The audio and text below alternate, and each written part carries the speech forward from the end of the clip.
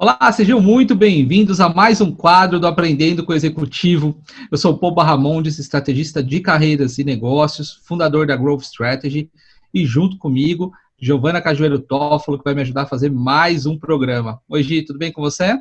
Olá, Pô, tudo bem? Tudo bem com o pessoal que está assistindo? Meu nome é Giovana, eu sou consultora de carreira em negócios, sou coach e também parceira de negócios da Growth, juntamente com o Pô.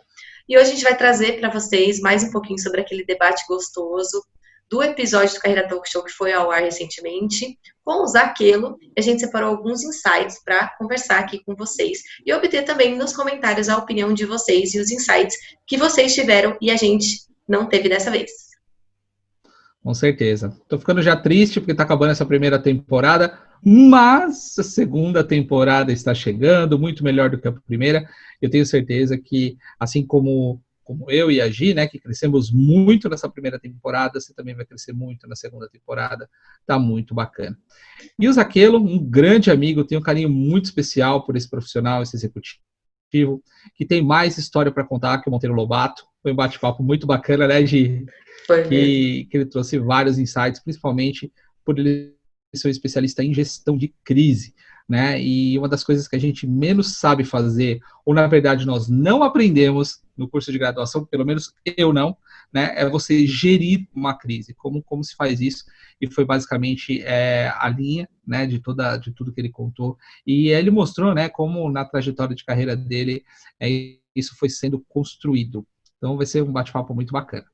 E é muito interessante, pô, porque a gente, né, enquanto coaches e mentores, e eu, no caso, programadora neurolinguística, a gente trabalha essa ideia de crise e essa ideia de como a inteligência e a agilidade emocional são importantes para dar esse suporte no momento de crise, mas é engraçado que é um conceito novo, porque a maioria dos gestores e das pessoas que estão na liderança hoje não tem essa base, esse embasamento, e o Zaquelo aprendeu a ter isso na raça. Então foi legal também, porque ele contou pra gente essa construção sem ter essa base. Ele teve essa base quando ele já estava na liderança, já estava ali no meio da crise. E ele tirou isso de dentro dele, então foi bem interessante ver essa outra vertente e como ele encarou tudo isso e construiu a saída e a solução para aquela crise e para as outras que vieram posteriormente. Com certeza. Então vamos lá, vamos começar com o nosso primeiro insight, né, que ele trouxe, que foi muito bacana, que é muito difícil você conseguir convencer alguém que ela precisa mudar, né? Eu diria que até é um pouco impossível, né? Porque a própria pessoa tem que se convencer, né? Você de fora é muito difícil você conseguir fazer isso. Imagina quando você está trabalhando numa gestão de crise, né? Quando você está com um processo de crise, imagina você ter que persuadir a pessoa, né, para que ela mude o viés dela, para que ela mude o pensamento dela, para que todos possam estar alinhados para a solução daquela crise, né? Então, isso foi um insight muito bacana, que aí, como agir como programadora neurolinguística, eu vou jogar a bola para ela trazer um pouquinho do que ela acha dessa questão de mudar as pessoas. Bom, primeiro que eu concordo em gênero e número e grau com você que você não muda ninguém, você não convence ninguém, isso é impossível. A gente aprende muito isso na programação neurolinguística e é interessante porque o Zaquelo trouxe exatamente essa ideia de como é difícil você convencer na crise, né? Na minha visão é impossível mudar, mas numa crise, como eu falei agora, você tem outros fatores e isso inclui emoções não trabalhadas e não assimiladas, porque a pessoa nem entende porque ela está sentindo aquilo, muito menos sabe como lidar com aquilo. Então é impossível você entender essa emoção da pessoa pela pessoa, né? Enquanto ela não assimilar isso, e não usando aquele conceito que o Paul tanto gosta, né, da Susan, de agilidade emocional, é impossível a pessoa ter esse feeling e falar, ah, tá, eu tenho essa emoção e o outro tem aquela emoção e deixa eu trabalhar a emoção do outro. Por isso que, enquanto programadora neurolinguística, eu digo que é impossível fazer isso, porque você está lidando, ainda mais no momento de crise e suposta irracionalidade, com as emoções à flor da pele. E aí você tem um trabalho duplo na crise ainda, né? Porque você tem que lidar com as tuas emoções, que são emoções que também afloraram ali na crise. A gente não tem crise todo dia, então são emoções relativamente novas e que a gente não usa tanto, acabam caindo em desuso.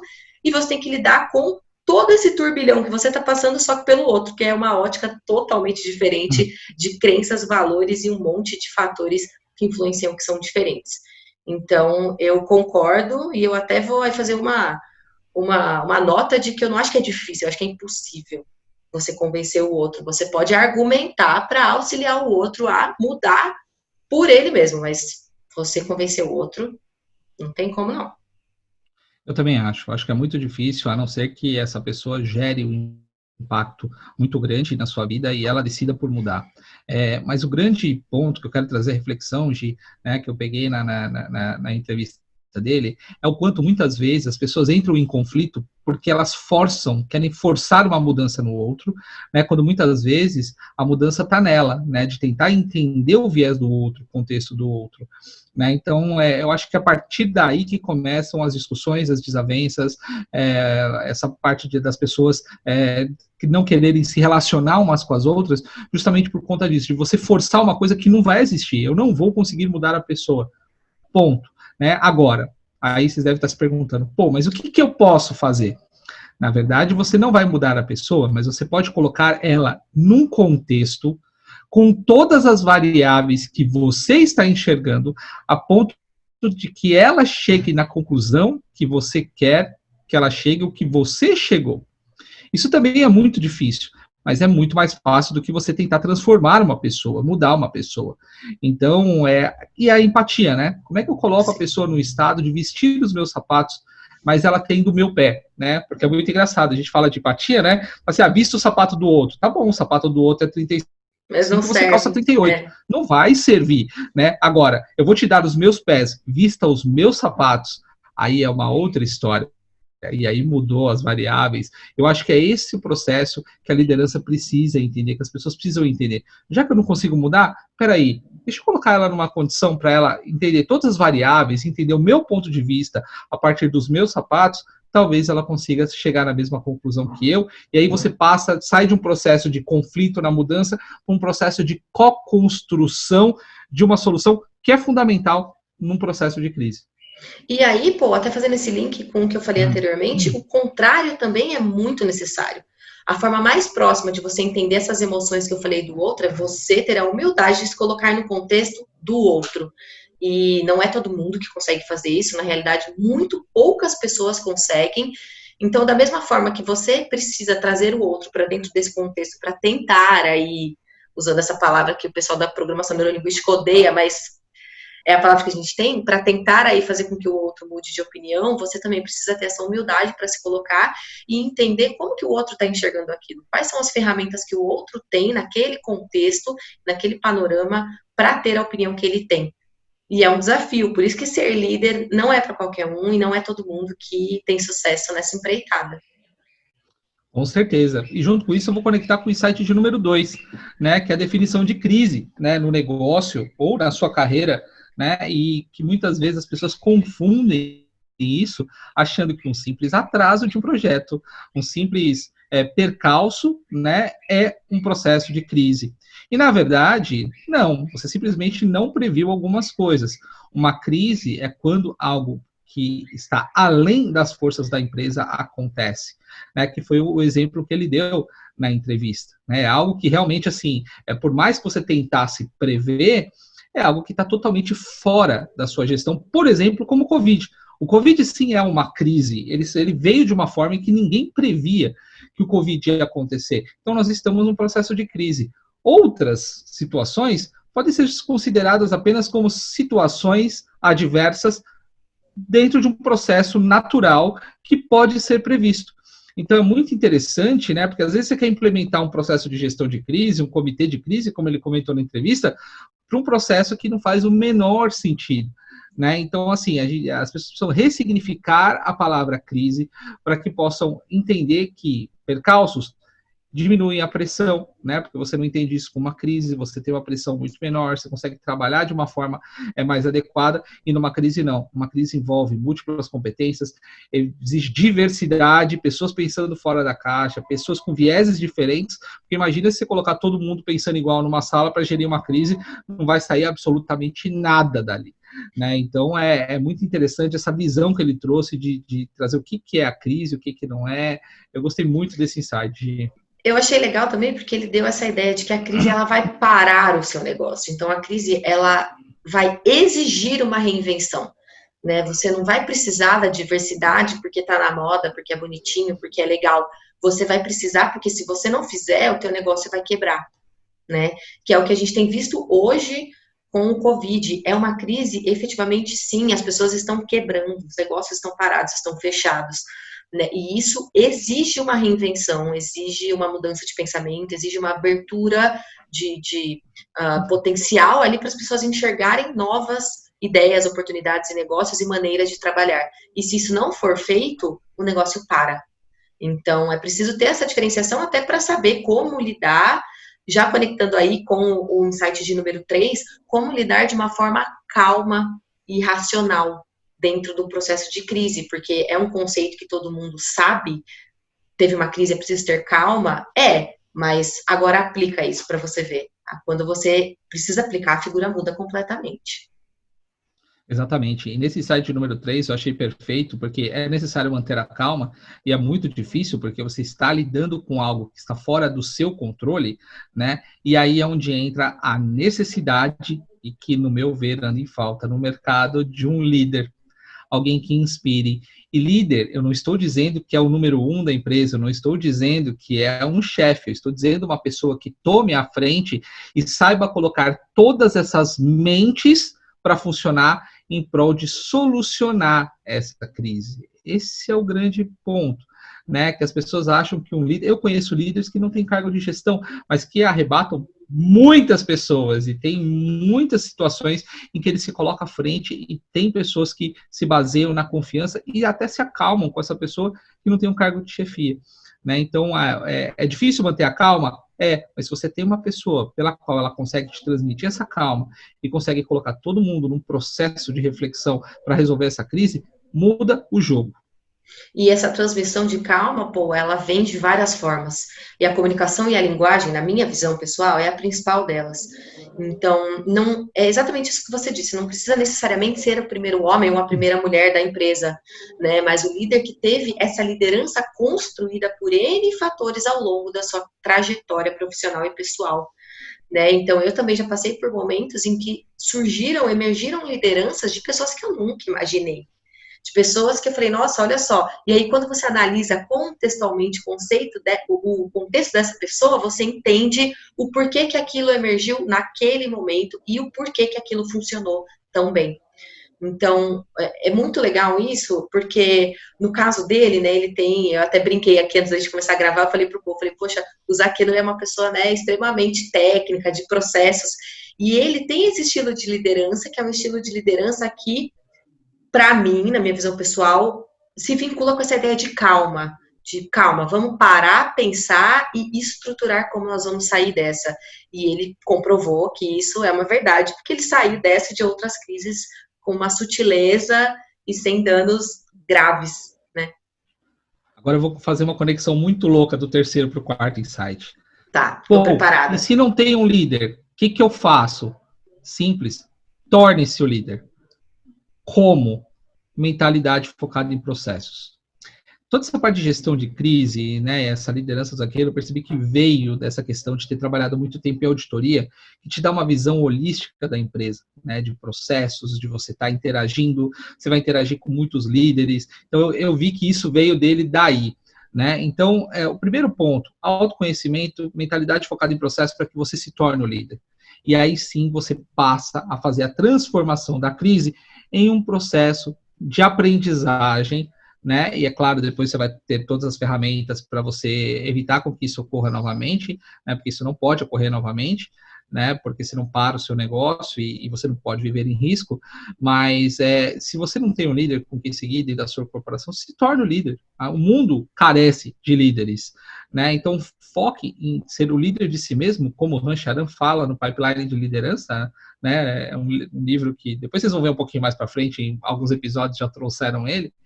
Mas você tem que ser líder de si mesmo. E a partir do momento que isso acontece, as pessoas passam a te seguir, né? E para isso você tem que ter um bom autoconhecimento, ter uma mentalidade focada em processos. E aí fica muito mais fácil de você gerir. E aí você vai conseguir ter calma e transformar as pessoas ao seu redor. O que você acha disso, Gi? Eu concordo, Paul. E aí eu vou até fazer uma contra-propaganda, sei lá se existe isso, mas eu sei que falar de ser líder de si mesmo parece papo de coach. Eu sou coach, o Paul também, a gente sabe.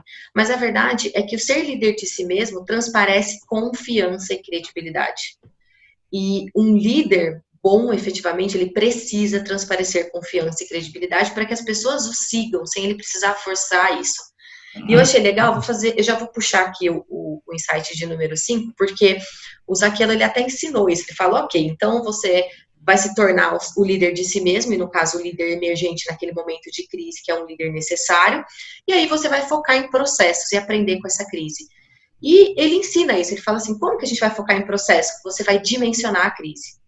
Então, você vai dimensionar qual que é o tamanho daquele problema e compartimentalizar isso em pequenas soluções para trabalhar pouco a pouco e chegar numa solução geral e holística, né? Usando aí o termo que o Paul colocou. Então, eu achei legal porque ele até ensinou, ele falou, ok, você não sabe muito bem como fazer? Vem cá, vamos dimensionar e ver qual que é o tamanho real do bicho para a gente poder pegar ele ali pelo chifre. Então, é uma ideia bem interessante essa que ele trouxe. Eu sou uma pessoa de processos, né? O Paul sabe, eu gosto muito de processos e eu sempre tive essa característica de compartimentalizar tudo e grande parte das vezes isso me ajuda a criar e construir essa visão sistêmica e uma visão de fora para olhar o todo e conseguir aquelas soluções famosas fora da caixa em algum momento de necessidade. E isso exige muita inteligência emocional, né? Porque quando você está no momento de crise, as emoções elas falam mais alto, né? E aí você não consegue raciocinar direito, muito menos resolver problema, uma vez que você tem o que a gente chama que é o extremo, né? Numa situação de crise, né? Que é o sequestro da amígdala, né? Que é quando você reage, né? Luta e fuga, e isso é muito ruim num processo de gestão de crise. Então, o autoconhecimento, o desenvolvimento da inteligência emocional, ele é fundamental para que você consiga, de forma estratégica, dimensionar a crise como ela é, e não, eu vejo muito aquelas imagens, né, de um gatinho assim, na sombra um leão, você está olhando a sombra, mas você não vê o que por trás ali, a solução ela é um pouco mais simples do que você imagina, ou menos complexa, né, do que você criou. Então, acho que é muito importante nesse fator, e eu trouxe esse insight dele, ter inteligência emocional te ajuda a passar por momentos de crise. E essa é uma característica do ser humano, né, Pô? A gente tende a complicar as coisas, a criar complexidade em coisas que às vezes nem são tão complexas assim. E aí essa maturidade, essa inteligência emocional não é para todo mundo, no sentido de que não é todo mundo tem isso bem desenvolvido, porque isso leva tempo e muito trabalho interno, e também acaba acarretando em alguns momentos difíceis de você perceber em você algumas limitações, né, e para além de perceber essas limitações, aceitá-las de fato é difícil, porque dói, machuca, né? Então, Com você certeza. saber, e até no próprio momento de crise, entender essa limitação e externar isso, falar, olha, gente, peraí, isso aqui eu estou com certa dificuldade, alguém pode me ajudar? Exige autoconhecimento, exige entender essas limitações e aceitá-las, e exige humildade. Então, é um pack, um triozinho aí que é complicado. Eu costumo dizer que tem pessoas que preferem enfrentar um leão do que enfrentar seus próprios medos. Né? Por quê? Porque você vai ter que olhar para dentro e é um buraco escuro, ele é um buraco... Estou tentando ajustar a iluminação aqui, tá, gente? Porque a câmera tá ruim aqui, deu problema na iluminação, então não liga não se ficar indo e vindo aqui, tá? Mas eu conheço pessoas, assim, voltando, que preferem enfrentar diversos monstros do que enfrentar o próprio monstro que está dentro dela. Se eu posso dar uma dica de um filme, vou dar uma dica de um filme agora hoje, tá? Vou sair totalmente do protocolo, que inclusive a Susan David, ela indica no livro dela, né, Agilidade Emocional, que chama The Babadook. Eu amo esse filme. Sensacional, eu não imaginar, eu sabia que você tinha assistido ele, mas é um filme que, para você ver como é difícil você lidar com seus monstros internos, né, e por isso que às vezes a maioria das vezes o monstro externo ele é muito mais fácil de se lidar, porque você consegue tocar, né? Você consegue enfrentar ele de uma forma mais estratégica. Quem puder, assista esse filme. Ele estava no Netflix. É um filme de terror, tá, gente? Eu já vou deixar claro, porque se a pessoa tiver medo... Não, é um thriller psicológico. Calma, não é terror, é um thriller psicológico. Mas Porque às vezes o é um filme pessoal muito acha legal. terror, é um baita de um monstro, coisa e Não, tal, não, mas no é final, pior quando que você isso, brincadeira. entende. Não, e eu acho pior, Eu porque também. eu preferia muito mais enfrentar o Sangue e monstro do It tripas. do que o Babadook, né? Pennywise do que o Babadook, mas tudo bem. É mais uma indicação para vocês aí de assistir esse filme. É um filme muito bacana para você ver como muitas vezes a nossa mente cria, isso se torna aterrorizante e você enfrentar seus próprios medos é um problema e que mais é necessário, né? Tem jeito. E aí, fazendo até um link com os dias atuais, né? Por que que eu jogo a pergunta retórica para vocês? Por que que os níveis de depressão e ansiedade aumentaram tanto na quarentena? Porque a gente está sendo forçado a lidar com isso. Você não pode sair de casa, né? Você tem que lidar com isso e se olhar para o espelho todos os dias. E quem não tem essa construção da inteligência emocional e esse entendimento de maturidade acaba sofrendo, né? E pendendo aí para talvez patologias psicológicas. Mas é só um insightzinho aqui mesmo. E vamos falar do sexto, então, que daí eu achei legal porque o Zaqueu é um cara de processos, então ele vai dando os insights e ele mesmo já vai compartimentalizando para a gente. E aí ele deu alguns elementos importantes para você solucionar uma crise, né? Um deles é a liderança, ter um líder, como a gente já comentou, ter um plano, uma comunicação bem estabelecida, rápida e muita assertividade. Então, basicamente, ele deu esse combinho de brinde aí, de bônus, para quem está passando por uma crise, assim como todos nós estamos nesse momento. E eu achei legal porque ele trouxe essa ideia de comunicação, que é algo que a gente fala bastante aqui, né, Paul? E como isso é importante, muitas pessoas acabam relegando isso por não entender quão importante é você se comunicar de maneira assertiva e clara, não para você, mas para o outro. E eu posso dizer que ele podia ter dado uma regra mais simples. Tá difícil achar líder, é difícil ter um plano e é quase impossível você se comunicar bem e de forma assertiva, porque é reconhecido que o ser humano não sabe se comunicar de forma adequada. Ele acha que a comunicação ela está centrada nele e a comunicação, na verdade, é sempre centrada no outro, né? Então, eu achei fantástico ele compartimentalizar isso, mas a reflexão que fica cara, e agora? E se eu não tenho um líder? Eu tenho um problema. E se eu tenho um líder e não tenho um plano? Piorou. Agora, como é que eu pego toda essa diversidade e coloco todo mundo para se comunicar bem, de forma rápida e assertiva? Isso é muito difícil e requer muita experiência. E requer você ter um líder bom, você ter um plano, você se desenvolver bem. São elementos fantásticos. Ele deu o caminho das pedras para você solucionar uma crise, mas existe muita preparação e muito treino para você conseguir passar por ela. Né? E tanto que eu fiquei muito tempo pensando, falei, tá bom, tá. O que É eu muito faço com difícil isso achar os agora?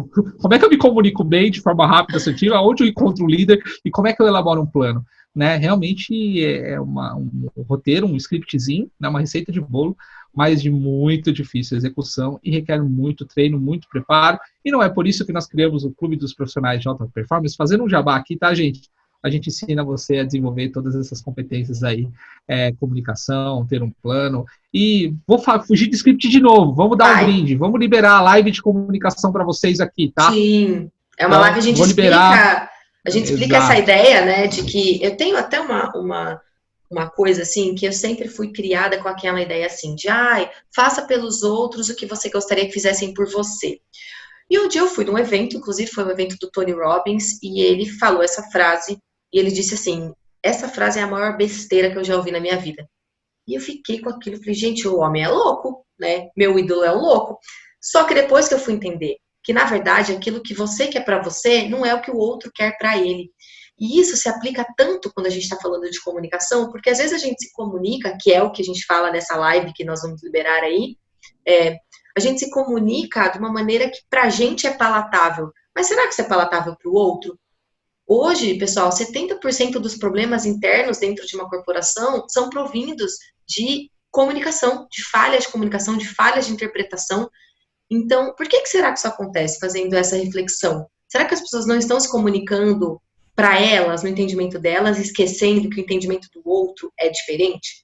Então, é mais ou menos essa ideia, Paul. E a gente vai liberar o link. E o clube até surgiu disso, né, a gente ouvia muitas pessoas dando esse combo, que nem o Zaqueu deu, e a gente falava assim, ok, agora o que eu faço com isso? Os conceitos eu sei, mas como que eu aplico? E aí no clube a gente ensina esses hacks para vocês de alguns conceitos que a gente entende que são essenciais para crescer na carreira e a gente ensina de maneira prática para você sair e saber o que fazer efetivamente com aquilo.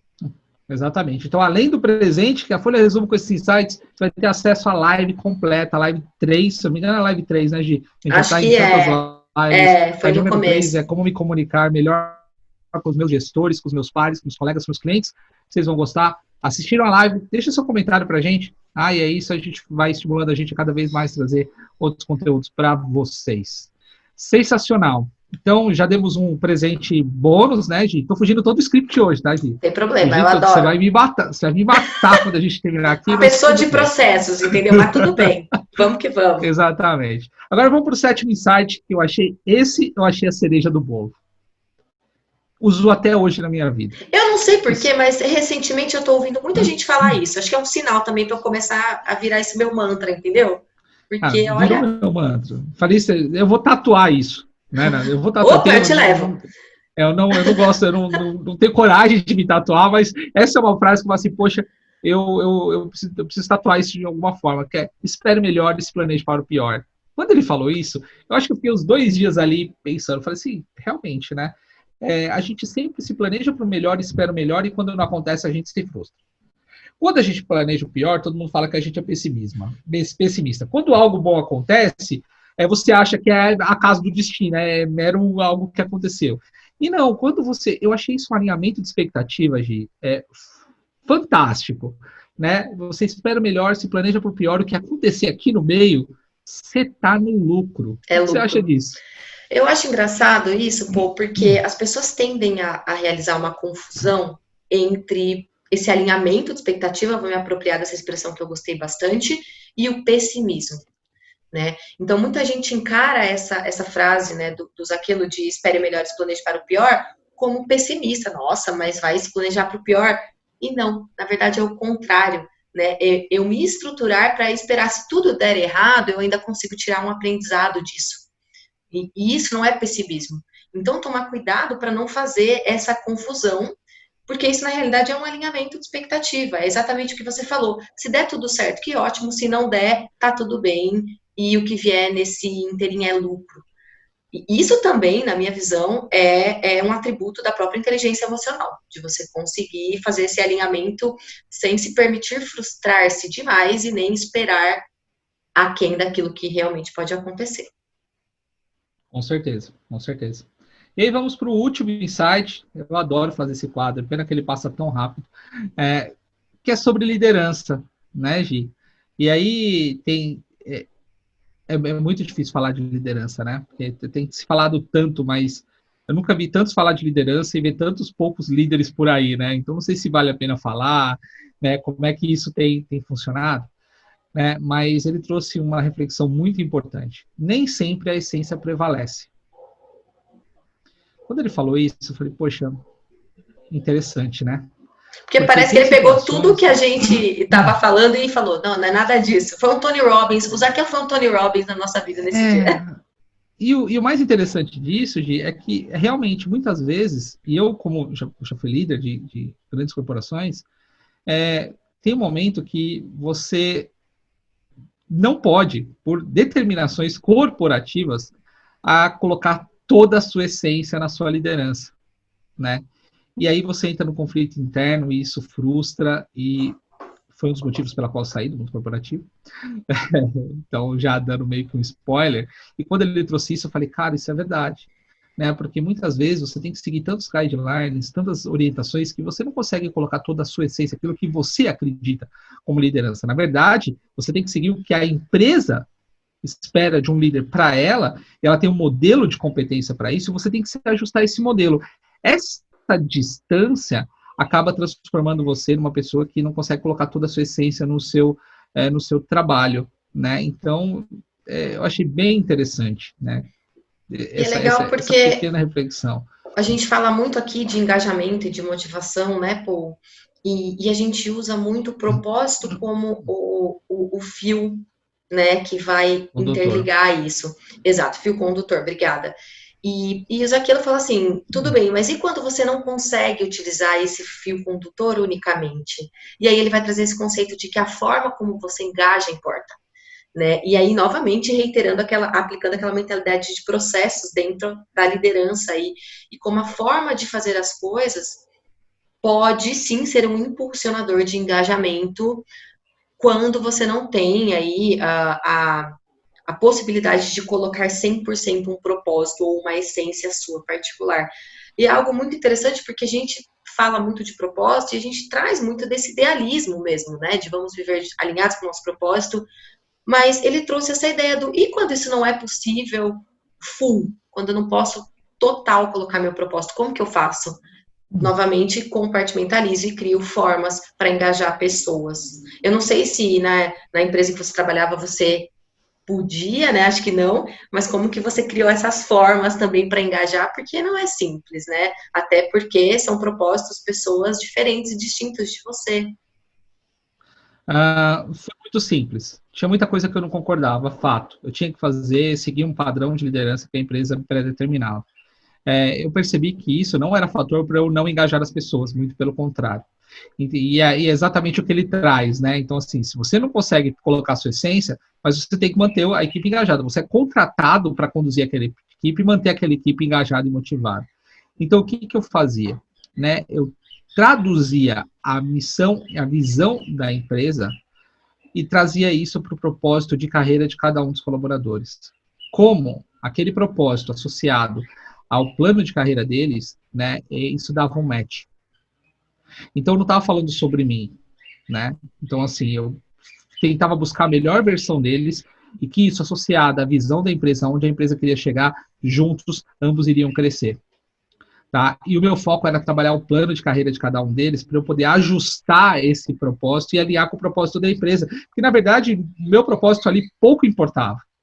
Eu fui contratado para pegar uma equipe, colocar a visão da empresa para essa equipe e ela entregar resultado. Né? Esse era o meu trabalho. E foi exatamente isso que eu fiz e deu certo. Né? Eu fiquei muito satisfeito com isso. E aí é claro, eu fui me deslocando cada vez mais da onde a empresa estava indo. Eu queria ir para um outro lado, meu propósito era outro.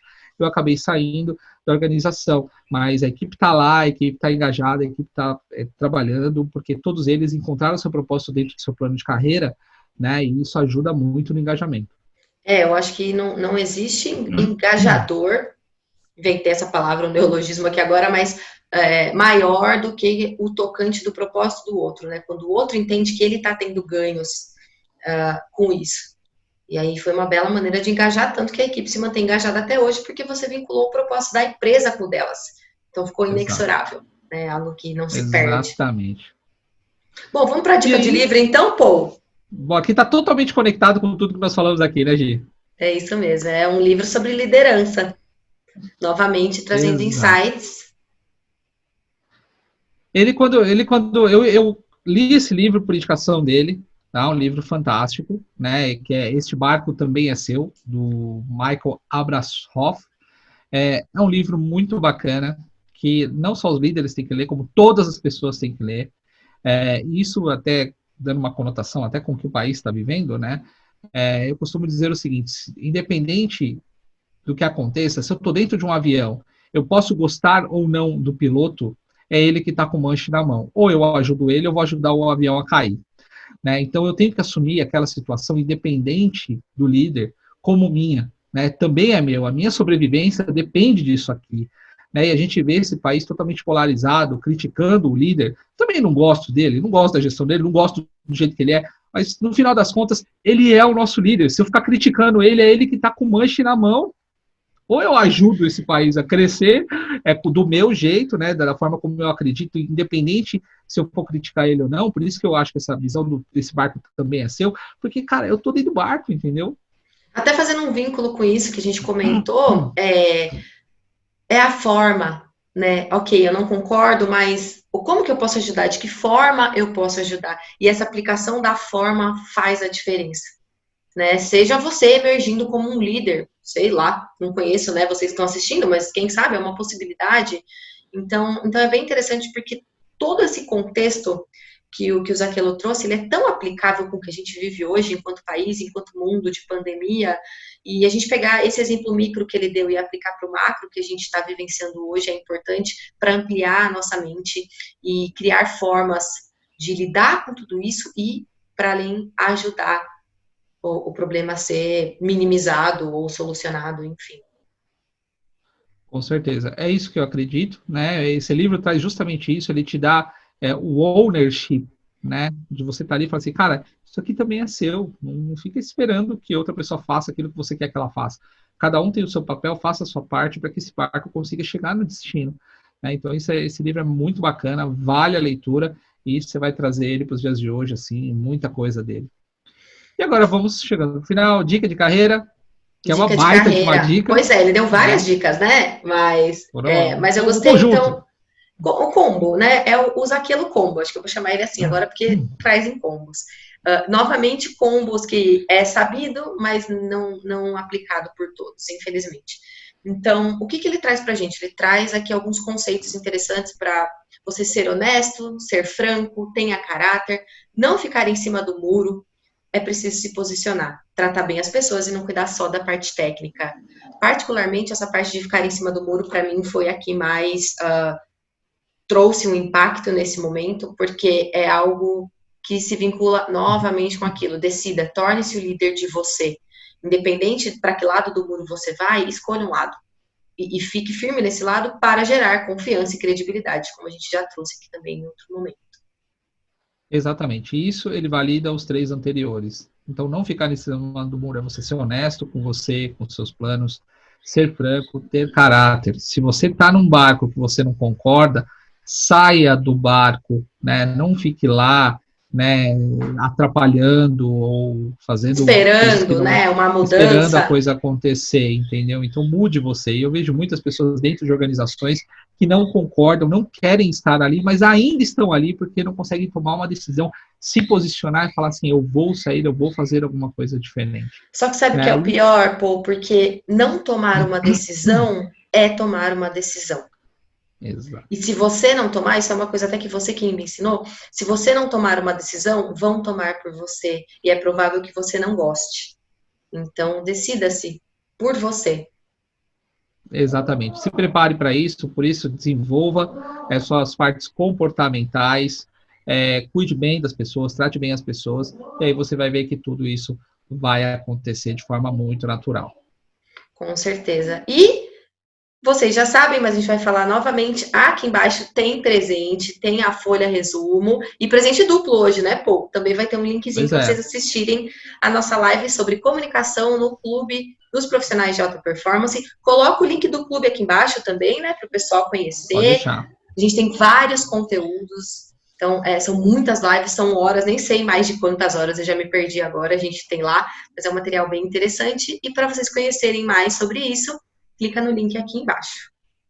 Isso aí, gente. Obrigado. Né? Se você se beneficiou desse conteúdo, conhece pessoas que podem se beneficiar, compartilha, nos ajude, curta, compartilhe, clica no sininho, se inscreva, que a gente está preparando tudo isso com muito carinho, com o nosso propósito é transformar você num profissional de alta performance, fazer você ter resultados na carreira e resultados extraordinários, e espero que a gente esteja cumprindo com isso. E a gente se vê no próximo Aprendendo com o Executivo. Tá acabando, fiquem de olho, que logo, logo já sai a segunda temporada do Carreira. Até mais, gente. Até a próxima.